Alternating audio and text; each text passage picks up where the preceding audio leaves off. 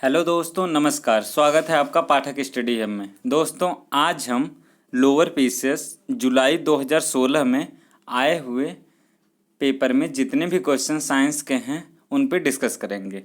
Video शुरू करने से पहले यदि आपने हमारा चैनल सब्सक्राइब नहीं किया है तो पहले चैनल को सब्सक्राइब कर लें और बेल आइकन को दबा दें, जिससे कि हम कोई भी वीडियो अपलोड करें तो नोटिफिकेशन सबसे पहले आपको प्राप्त हो। चलते हैं, अपने पहले क्वेश्चन की शुरुआत करते हैं। पहला क्वेश्चन है, निम्नलिखित में से कौन सा ठोस है? Chloroform, iodoform, ethyl alcohol, ether. कौन सा ठोस है? ठोस सॉलिड। कौन सा सॉलिड है? तो इसका answer option B, iodoform. Iodoform जो कि ठोस है। अगले क्वेश्चन पे चलते हैं। अगला क्वेश्चन है, निम्नलिखित प्रकार के किस विद्युत चुंबकीय विकिरण में सबसे लंबे तरंग दैर्ध्य होते हैं? किस विद्युत चुंबकीय विकिरण में सबसे लंबे तरंग दैर्ध्य होते हैं? ऑप्शन है परावैंगनी किरणें, गामा किरणें, रेडियो तरंगें और अवरक्त तरंगें। क्वेश्चन के बारे में हम विस्तृत भी पढ़ेंगे, उनके बारे में अन्य ऑप्शंस भी देखेंगे जहाँ पे उनका जरूरी होगा। तो किस विद्युत चुंबकीय विकिरण में सबसे लंबे तरंग दैर्ध्य होते हैं? तो इसका आंसर है ऑप्शन सी। सबसे लंबा तरंग दैर्ध्य जो होता है वो रेडियो तरंगों का होता है। अगले क्वेश्चन पे चलते हैं। अगला क्वेश्चन है, निम्न में से कौन एक नाइट्रोजन उर्वरक नहीं है? Ammonium sulphate, calcium cyanide, superfast of lime, urea. कौन से में नाइट्रोजन उर्वरक नहीं है? तो अगर हम अमोनियम सल्फेट की बात करें तो अमोनियम सल्फेट का जो सूत्र होता है NH4 और SO4, ये होता है अमोनियम सल्फेट का सूत्र। कैल्शियम साइनाइड का जो होता है CaCN2, ये होता है कैल्शियम साइनाइड का। और यूरिया का अगर देखें, यूरिया अक्सर एग्जाम में पूछा भी गया है, इसलिए इसे आप लोग नोट कर लें, बहुत ही इम्पोर्टेंट है। CH4N2O, ये यूरिया का है। लेकिन सुपर फास्फेट ऑफ लाइम की अगर बात करें हम, तो इसका जो होता है सूत्र, इसका होता है Ca ब्रैकेट में H2PO4 2, ये होता है। इसमें देखिए कहीं भी N का प्रयोग मतलब नाइट्रोजन का प्रयोग नहीं हुआ है, अन्य तीनों में हुआ है। तो इसका मतलब इसका आंसर ऑप्शन सी है, सुपरफास्ट ऑफ लाइम। ये इसमें नाइट्रोजन उर्वरक नहीं है और सब में नाइट्रोजन उर्वरक हैं। अगले क्वेश्चन पे चलते हैं। अगला क्वेश्चन है, नमक का बर्फ के साथ मिलाने के हिमांक घटता है, वृद्धि होती है, अप्रवाहित होता है, पहले घटता है फिर वृद्धि होती है? नमक का बर्फ के साथ मिलाने से हिमांक क्या होता है? घटता है, वृद्धि होती है, अप्रवाहित रहता है, पहले घटता है फिर वृद्धि होती है? तो इसका आंसर है ऑप्शन ए, घटता है। जब नमक को बर्फ के साथ मिलाते हैं तो हिमांक जो उसका घट जाता है। हिमांक घटने का मतलब है कि गलने की जो क्षमता है उसकी घट जाती है। इसीलिए आपने देखा होगा कि जो बर्फ़ या फिर आइसक्रीम जो होती है वो जब फैक्ट्री में बनती है तो बनने के बाद जिस बॉक्स में रखी जाती है उसके चारों तरफ एक नमक जैसा वाटर रहता है, नमक मिलाया हुआ वाटर रहता है, जिससे कि उसका हिमांक घटा रहता है। इससे आइसक्रीम जल्दी नहीं गलती है, इसलिए इसका हिमांक जो है नमक मिलाने से बर्फ़ का घट जाता है। अगले क्वेश्चन पे चलते हैं। अगला है, कैलामाइन एक अयस्क है, टीन, मैग्नीशियम, जस्ता, तांबा। कैलामाइन एक अयस्क है किस चीज़ का? तो इसका आंसर है ऑप्शन सी, जस्ता का।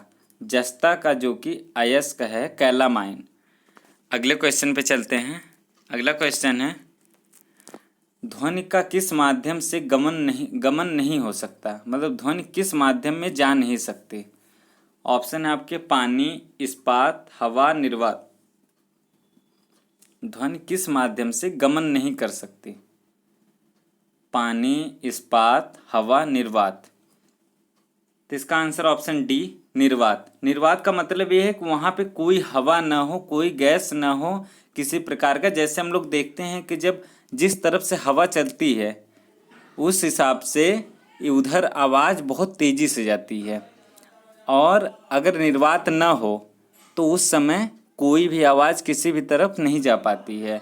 इस्पात में सर्वाधिक तेज़ी से चलती है, क्योंकि इस्पात में जैसे इस्पात हुआ, कोई लोहा हुआ, उस पर अगर थोड़ी सी भी आवाज़ हुई तो बहुत तेज़ी से एक सिरे से दूसरे सिरे तक पहुंच जाती है। तो इस्पात में बहुत ही तेज़ी से, निर्वात में नहीं जा सकती है। चलते हैं अगले क्वेश्चन पे। अगला क्वेश्चन है, किस विटामिन की कमी से स्कर्वी रोग होता है? Vitamin A, vitamin B, vitamin C, vitamin D. किस विटामिन की कमी से स्कर्वी रोग होता है? ऑप्शन है vitamin A, vitamin B, vitamin C, vitamin D. तो इसका answer option C vitamin C. Vitamin C की कमी से जो है स्कर्वी रोग होता है, और इसका जो रासायनिक नाम होता है स्कॉर्बिक एसिड। विटामिन ए की कमी से रतौंधी होता है, विटामिन बी की कमी से बेरी होता है, और विटामिन डी की कमी से जो बच्चों में रिकेट्स और वयस्क लोगों में ऑस्टियोमलेसिया नामक बीमारी होती है। विटामिन से संबंधित वीडियो प्लेलिस्ट में पड़े हुए हैं, आप लोग वहां जा कर के देख सकते हैं। विटामिन की कमी से होने वाले रोग, विटामिन के रासायनिक नाम और उनके मुख्य स्रोत क्या हैं, सब दिया गया है। अगले क्वेश्चन पे चलते हैं। अगला क्वेश्चन है, एक पेड़ की उम्र का पता कैसे लगाया जा सकता है? ऑप्शन आपके उसके वजन से, उसकी ऊंचाई से, वर्तमान में अपनी वार्षिक छल्ले से, कितनी गहराई तक अपनी जड़ों के प्रवेश से। उम्र का, किसी पेड़ के उम्र का पता कैसे लगाया जा सकता है? ऑप्शन है वजन से, ऊंचाई से, वार्षिक छल्ले से, कितनी गहराई तक उसकी जड़ें हैं, इस हिसाब से। तो इसका आंसर ऑप्शन सी वर्तमान में उसके जो वार्षिक छल्ले होते हैं। वार्षिक छल्लों का मतलब ये है कि अगर आपको पेड़ को काटते हुए देखिए, कट जाएगा जब, तो पेड़ की जो कटा हुआ हिस्सा रहेगा उस पर देखिए गोल गोल गोल गोल छल्ले टाइप के बने होते हैं। तो उन छल्लों से हम ये पता लगा सकते हैं कि ये पेड़ कितने वर्ष का है। अगले क्वेश्चन पे चलते हैं।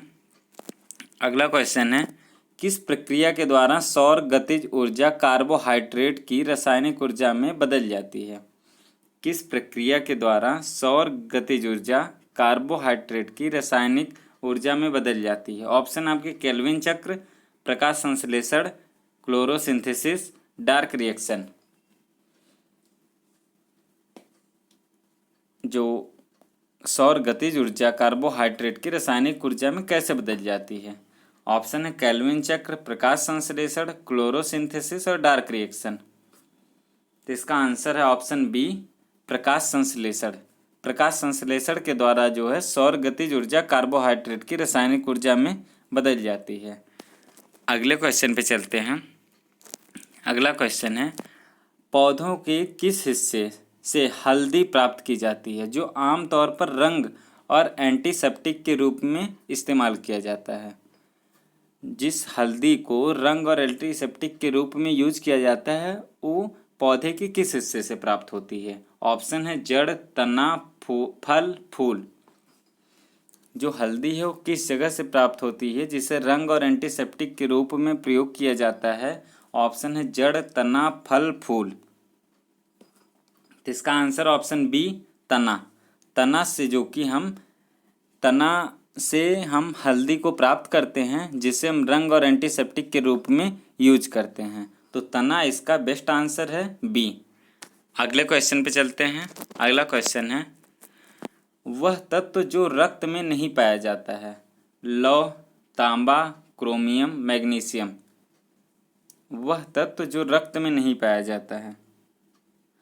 अगर हम सबसे पहले लौह की बात करें तो लौह जो कि रक्त में 4 ग्राम पाया जाता है। तांबा की बात करें तो तांबा 50 से 80 मिलीग्राम पाया जाता है। और जो मैग्नीशियम है यह हार्ट और नर्वस सिस्टम को चलाने में बहुत ही ज़्यादा सहयोग करता है। ये रक्त में मोस्ट इम्पॉर्टेंट तत्व है जो पाया जाता है। क्रोमियम एक ऐसा तत्व है, ऑप्शन सी, जिसे रक्त में नहीं पाया जाता है। क्रोमियम रक्त में नहीं पाया जाता है। तो क्वेश्चन जो दिया गया वह तत्व जो रक्त में नहीं पाया जाता है, तो इसका आंसर है ऑप्शन सी, क्रोमियम। अगले क्वेश्चन पे चलते हैं। अगला क्वेश्चन है, निम्नलिखित में से कौन सी बीमारी प्रायः दुग्ध द्वारा फैलती है? ऑप्शन है आपके क्षय रोग मतलब टीबी, बैक्टीरिया से होने वाला रोग है, पीलिया, खसरा, हैजा। कौन सी बीमारी दुग्ध द्वारा फैलती है? दूध द्वारा कौन सी बीमारी फैलती है? तो इसका आंसर है ऑप्शन ए, क्षय रोग। टीबी जो है दूध के द्वारा फैलती है। अगले क्वेश्चन पे चलते हैं। अगला क्वेश्चन है, नारंगी प्रचुर स्रोत है कार्बोहाइड्रेट्स का, वसा का, प्रोटीन का, विटामिन का। नारंगी में कौन सी चीज़ अधिक पाई जाती है? तो इसका आंसर है ऑप्शन डी, विटामिन का। विटामिन में मुख्य रूप से कहें तो विटामिन सी का, जिसका रासायनिक नाम स्कॉर्बिक एसिड है। नारंगी में जो खट्टेपन में अगर कहा जाए कि खट्टेपन में कौन सी विटामिन पाई जाती है, तो ना ऑप्शन सी विटामिन सी होगा, जो कि खट्टेपन में विटामिन सी ही पाई जाती है। खट्टे में कुछ भी हो सकता है, चाहे वो नींबू हो, चाहे अचार हो, चाहे कुछ भी हो, खट्टा अगर वो है तो विटामिन सी का प्रचुरतम स्रोत होगा। नारंगी भी एक खट्टा फल है, इसलिए इसमें विटामिन सी की प्राप्ति होगी। अगले क्वेश्चन पे चलते हैं। अगला क्वेश्चन है, इलेक्ट्रॉन की खोज का श्रेय किसे दिया जाता है? ऑप्शन है E, Goldstein, J Thomson, James Chadwick, Rutherford. Electron की खोज का श्रेय किसे दिया जाता है? तो इसका आंसर है option B, J Thomson. J Thomson को जो है इलेक्ट्रॉन की खोज का श्रेय दिया जाता है। और जो ऑप्शन सी में है जेम्स चैडविक, इन्हें न्यूट्रॉन की खोज का श्रेय दिया जाता है। और रदरफोर्ड जो हैं, इन्हें प्रोटॉन की खोज का श्रेय दिया जाता है। तो जे थॉमसन को इलेक्ट्रॉन, जेम्स चैडविक को न्यूट्रॉन और रदरफोर्ड को प्रोटॉन की खोज का श्रेय दिया जाता है। अगले क्वेश्चन पे चलते हैं। अगला क्वेश्चन है, चालक के माध्यम से प्रवाहित धारा होती है। ऑप्शन है विभवांतर के प्रत्यक्ष अनुपातिक, प्रतिरोध के प्रत्यक्ष अनुपातिक, वोल्टता के व्युत्क्रम अनुपातिक, इनमें से कोई नहीं। चालक के माध्यम से प्रवाहित धारा होती है। ऑप्शन है विभवांतर के प्रत्यक्ष अनुपातिक, प्रतिरोध के प्रत्यक्ष अनुपातिक, वोल्टता के व्युत्क्रम अनुपातिक, इनमें से कोई नहीं। तो जो चालक के माध्यम से प्रवाहित धारा होती है वो हमेशा विभवांतर के प्रत्यक्ष अनुपातिक होती है। विभवांतर के प्रत्यक्ष अनुपातिक होती है चालक के माध्यम से प्रवाहित धारा। तो इसका आंसर ऑप्शन ए है, जो विभवांतर के प्रत्यक्ष अनुपातिक होती है।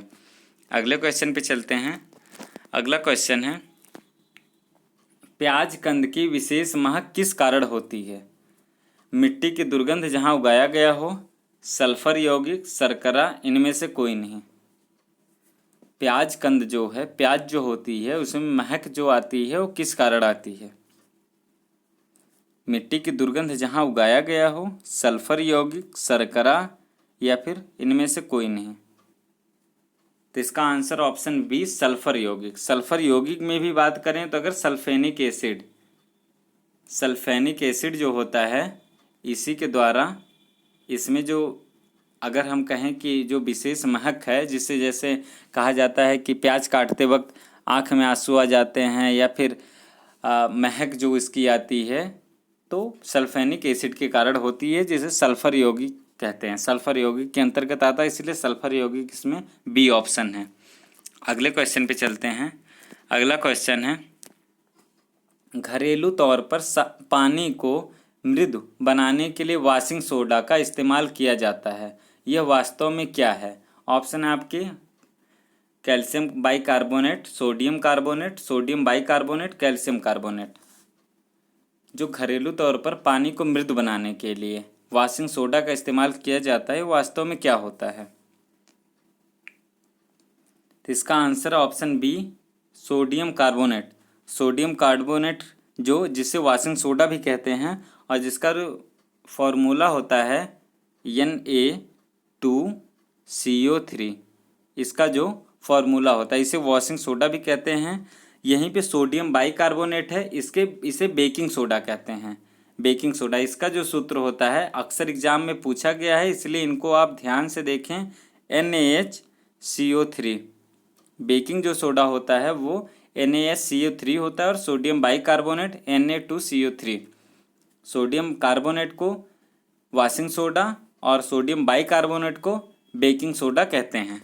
अगले क्वेश्चन पे चलते हैं। अगला क्वेश्चन है, सोयाबीन में क्या ज़्यादा पाया जाता है? प्रोटीन, कार्बोहाइड्रेट, वसा, खनिज। सोयाबीन में कौन सी चीज़ की अधिकता अधिक होती है? प्रोटीन, कार्बोहाइड्रेट, वसा, खनिज। तो इसका आंसर ऑप्शन ए प्रोटीन। प्रोटीन की जो सोयाबीन में मात्रा होती है वो 40% होती है। और यहीं पे कार्बोहाइड्रेट की बात करें तो कार्बोहाइड्रेट की जो मात्रा होती है 30% होती है। और वसा की जो मात्रा होती है 20 से 23% होती है। तो सर्वाधिक क्या पाया जाएगा? प्रोटीन, जो कि 40% पाया जाता है। तो इसका आंसर ऑप्शन ए है प्रोटीन। सोयाबीन में सर्वाधिक मात्रा प्रोटीन की पाई जाती है जो कि 40%। अगले क्वेश्चन पे चलते हैं। इनमें से कौन उड़ सकता है? ऑप्शन है आपके हॉर्नबिल, ऑस्ट्रिच, एमू, पेंगुइन। कौन उड़ सकता है? कौन इसमें पक्षी जो है जो उड़ सकता है? Hornbill, ostrich, emu, penguin. तो इसका आंसर ऑप्शन ए हॉर्नबिल। हॉर्नबिल जो कि एक पक्षी है जो उड़ सकता है। ऑस्ट्रिच भी एक पक्षी है जिसका नाम हिंदी में शुतुरमुर्ग होता है, ठीक है, ये नहीं उड़ सकता। एमू ऑस्ट्रेलिया में पाया जाने वाला, ऑस्ट्रेलिया और न्यूजीलैंड में पाए जाने वाला एक पक्षी है जो शुतुरमुर्ग के बाद दूसरा छोटा जानवर है, तो ये भी नहीं उड़ सकता। पेंगुइन, पेंगुइन जो कि ठंडे प्रदेशों में पाए जाते हैं, ये भी उड़ नहीं सकते हैं। अगले क्वेश्चन पे चलते हैं। अगला क्वेश्चन है, बिजली के बल्ब का फिलामेंट किसका बना होता है? ऑप्शन है तांबा, एल्युमिनियम, टंगस्टन, मिश्र धातु। जो बिजली के बल्ब का फिलामेंट होता है, बीच में जो तार लगा होता है, किस चीज़ का बना होता है? तांबा, एल्युमिनियम, टंगस्टन, मिश्र धातु। तो इसका आंसर ऑप्शन सी टंगस्टन। जो बल्ब का फिलामेंट होता है, बिजली के बल्ब का जो फिलामेंट होता है वो टंगस्टन धातु का बना होता है। तो इसका आंसर ऑप्शन सी टंगस्टन। चलते हैं अगले क्वेश्चन पे। अगला क्वेश्चन है, जब लोहे की कील को जंग लग जाए तो कील का वजन बढ़ता है, न बढ़ता है, न घटता है, घटता है, इनमें से कोई नहीं। जब लोहे की कील को जंग लग जाए या फिर लोहे में जब जंग लग जाती है तो कील का वजन या फिर उस लोहे का वजन बढ़ेगा, न बढ़ेगा, न घटेगा, घटता है, इनमें से कोई नहीं। तो इसका आंसर ऑप्शन ए बढ़ता है। जब किसी लोहे में या फिर लोहे की कील में जो भी कहें, अगर जंग लग जाती है तो उसका वजन जो है बढ़ जाता है, इसलिए इसका आंसर ऑप्शन ए बढ़ता है। अगले क्वेश्चन पे चलते हैं। विटामिन जो नींबू और संतरे जैसे खट्टे खाद्य पदार्थों में पाया जाता है। ऑप्शन आपके vitamin C, vitamin A, vitamin B, vitamin D. अभी इसी से रिलेटेड एक क्वेश्चन आया हुआ था, उस पर हमने विटामिन सी की चर्चा की है कि नींबू और संतरे जैसे खट्टे पदार्थों में पाया जाता है, उसका क्या यहाँ पे पूछा गया है कि कौन से विटामिन है। तो इसका answer option A vitamin C, जो कि खट्टे खाद्य पदार्थों में ही पाई जाती है, ठीक है। तो विटामिन सी और विटामिन ई, विटामिन सी का जो रासायनिक नाम है ये होता है स्कॉर्बिक एसिड। विटामिन ई का जो रासायनिक नाम है इसका नाम है रेटिनॉल। विटामिन बी का रासायनिक नाम है जो वो, विटामिन बी में कई विटामिन होते हैं, जैसे विटामिन B1 का हो गया, थायमिन, ऐसे ऐसे कई हैं। तो विटामिन की जो वीडियो डाला है हमने उसे आप देखें, उसमें सभी विटामिन के रासायनिक नाम और उनके बारे में दिया गया है। विटामिन डी का जो रासायनिक नाम होता है कैल्सीफेरॉल होता है। तो विटामिन सी इसका आंसर है। खट्टे खाद्य पदार्थों में विटामिन सी प्राप्त होता है, जो कि ऑप्शन ए सही है। अगले क्वेश्चन पे चलते हैं। अगला क्वेश्चन है, न्यूट्रॉन एक कण जो परमाणु के नाभिक का अंश है की खोज किसने की? ऑप्शन है Madam Curie, Rutherford, James Chadwick, Max Planck. Neutron एक कण जो परमाणु के नाभिक का अंश है। परमाणु के नाभिक में कौन कौन से होते हैं? न्यूट्रॉन होता है और प्रोटॉन होता है और इलेक्ट्रॉन होता है। ये तीन चीज़ें एक जो परमाणु के नाभिक में होती है। ठीक है, खास करके कहें तो न्यूट्रॉन प्रोटॉन होता है, इलेक्ट्रॉन बाहरी कक्षाओं में उसके चक्कर लगाता रहता है। कि खोज किसने की है? ऑप्शन है आपके Rutherford, Madam Curie, Rutherford, James Chadwick, Max Planck. इससे रिलेटेड अभी एक क्वेश्चन हमने बताया है कि किसकी खोज किसने की थी। हमने ये बताया था उसी समय आपको कि इलेक्ट्रॉन की खोज जे थॉमसन, न्यूट्रॉन की खोज जेम्स चैडविक और रदरफोर्ड ने प्रोटॉन की खोज की थी। तो जो न्यूट्रॉन की खोज जेम्स चैडविक ने की है, ऑप्शन सी है इसका आंसर। न्यूट्रॉन की खोज जेम्स चैडविक की है। दोबारा उन चीज़ों को रिवाइज किया करिए, लिख लिया करिए। जैसे अभी हमने आपको बताया कि इलेक्ट्रॉन की खोज जे थॉमसन, न्यूट्रॉन की खोज जेम्स चैडविक और रदरफोर्ड ने प्रोटॉन की खोज की है। अगले क्वेश्चन पे चलते हैं। अगला क्वेश्चन है, एक फ्रिज में शीतलक है। ऑप्शन है आपके nitrogen, oxygen, chlorine, freon. Fridge में जो शीतलक गैस का प्रयोग किया जाता है जिसके कारण फ्रिज में रखी वस्तु ठंडी रहती है, उसमें कौन सी गैस का प्रयोग होता है? तो ऑप्शन है आपके नाइट्रोजन, ऑक्सीजन, क्लोरीन, फ्रियॉन। तो इसका आंसर ऑप्शन डी फ्रियॉन। जो एक फ्रिज में शीतलक के रूप में जिस गैस का प्रयोग होता है वो गैस होती है फ्रियॉन। अगले क्वेश्चन पे चलते हैं। अगला और अंतिम क्वेश्चन है, विटामिन B2 का रासायनिक नाम क्या है? Thiamine, retinol, ascorbic acid, riboflavin. Vitamin B2 का रासायनिक नाम क्या है? Thiamine, retinol, ascorbic acid, riboflavin. तो इसका answer option D riboflavin. Riboflavin जो कि विटामिन B2 का रासायनिक नाम है। और जो थायमिन दिया गया है ये B1 का होता है, रेटिनॉल दिया गया है ये विटामिन ए का होता है और एस्कॉर्बिक एसिड विटामिन सी का होता है। इतनी जानकारी इस क्वेश्चन से मिलती है। 25 क्वेश्चन की सीरीज थी जो कि लोअर पीसेस 2016 में आए हुए क्वेश्चन थे। अगर आपको ये वीडियो अच्छा लगा हो तो वीडियो को लाइक करें। यदि आपने चैनल सब्सक्राइब नहीं किया है अभी तक तो चैनल को सब्सक्राइब करें और अधिक से अधिक इसे शेयर करने की कोशिश करें। धन्यवाद।